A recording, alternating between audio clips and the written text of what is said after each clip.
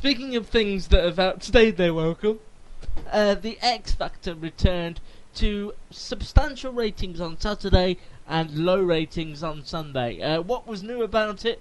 Well, I suppose no, there was nothing new about it.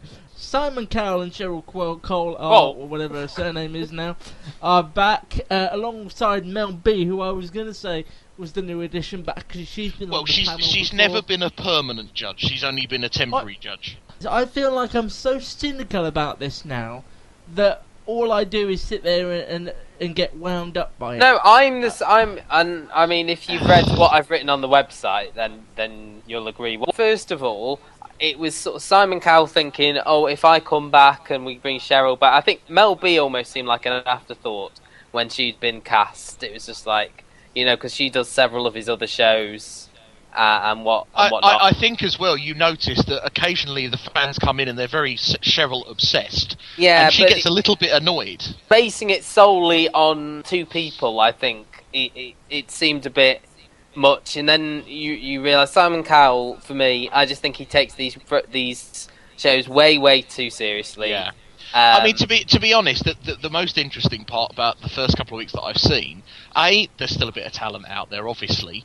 There's still the care in the community at place. But equally, there was that tension between Louis and Simon, when the previous but that felt so contrived, and it was edited to the moon. So, firstly, it feels like they're taking it far too seriously for a Saturday night entertainment programme.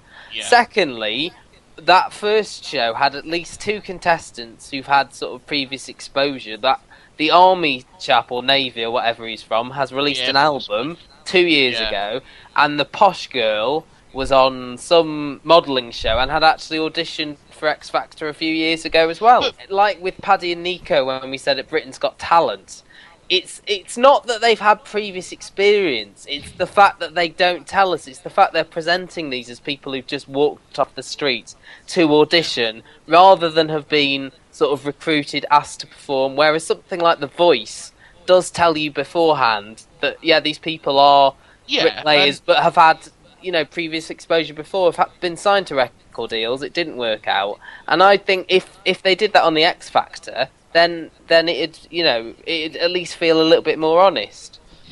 Actually, I'm going to say something that I didn't expect to say, having heard your opinions. I quite like Cowell, actually, and I liked having him back. I don't mind Cowell, I just don't like how he takes the programme so seriously. What I didn't like was just how there's all the same cliches year after year.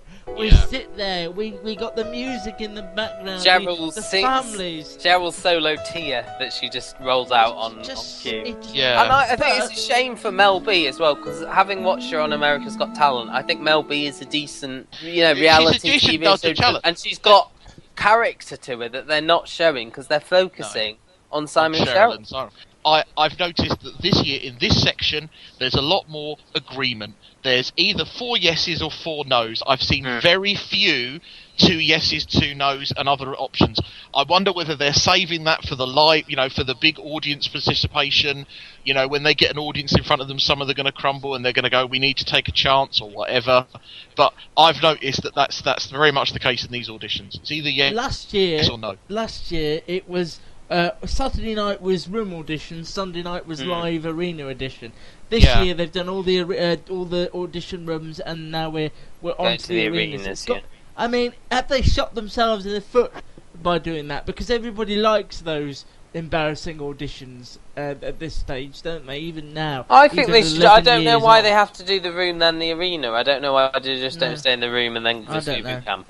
But boot camp, as Gary mentioned, will be on Friday, Saturday and Sunday, clashing with the first Strictly.